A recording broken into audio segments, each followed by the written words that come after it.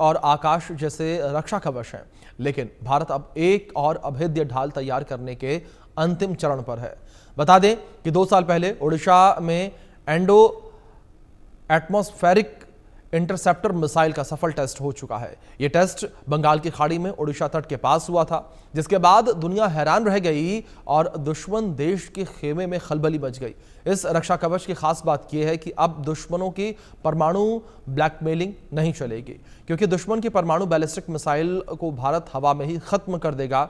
बता दें कि ABM यानी समुद्र आधारित anti ballistic missile defence system भारतीय वायुसेना के युद्धपोत पर तैनात होंगे।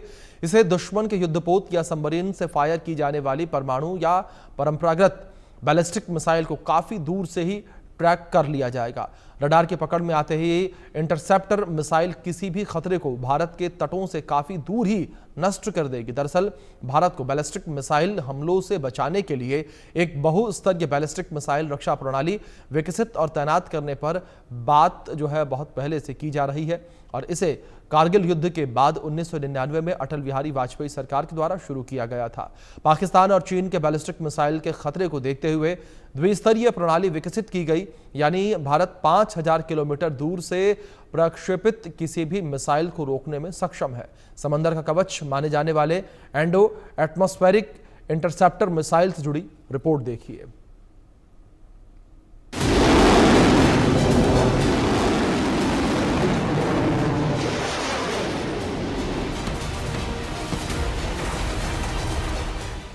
एंडो एटमॉस्फेरिक इंटरसेप्टर मिसाइल भारतीय समुद्री सीमाओं को अभेद्य ढाल। भारतीय सी बेस्ड डिफेंस सिस्टम, देश के कवच से दुश्मन बेदम। दुश्मन का परमाणु बैलिस्टिक मिसाइल हवा में ही हो जाएगा धुआं धुआं।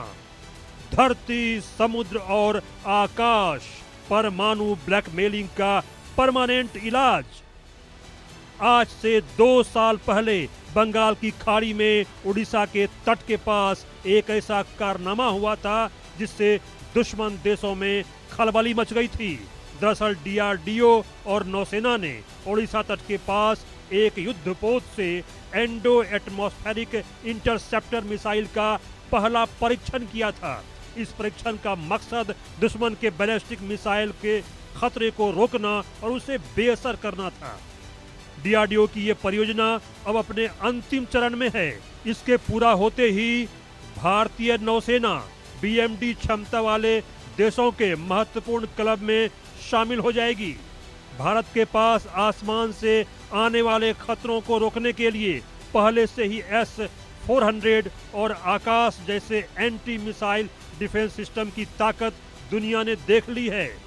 यह सी बेस्ड डिफेंस सिस्टम भारत के समंदर को भी अब अभेद्य बना देगा। DRDO ने भूमि आधारित 2 स्तरीय BMD सिस्टम पहले ही तैयार कर लिया है। पृथ्वी के वायुमंडल के अंदर यानी एंडो और बाहर यानी एक्सो दोनों परमाणु बैलिस्टिक मिसाइलों को 15 से 25 किलोमीटर से 80 से 100 किलोमीटर की ऊंचाई पर ट्रैक करने और नष्ट करने की ताकत भारत हासिल कर चुका है। बता दें कि ABM यानी समुद्र आधारित anti ballistic missile defence system भारतीय वायुसेना के युद्धपोतों पर तैनात होंगे। इससे दुश्मन के युद्धपोत या सबमरीन से फायर की जाने वाली परमाणु या परंपरागत बैलिस्टिक मिसाइल को काफी दूर से ही ट्रैक कर लिया जाएगा। रडार की पकड़ में आते ही इंटरसेप्टर मिसाइल किसी भी खतरे को भारत के तटों से काफी दूर में ही नष्ट कर देगी। भारत को बैलिस्टिक मिसाइल हमलों से बचाने के लिए एक बहुस्तरीय बैलिस्टिक मिसाइल रक्षा प्रणाली विकसित और तैनात करने पर बहुत पहले से काम किया जा रहा है।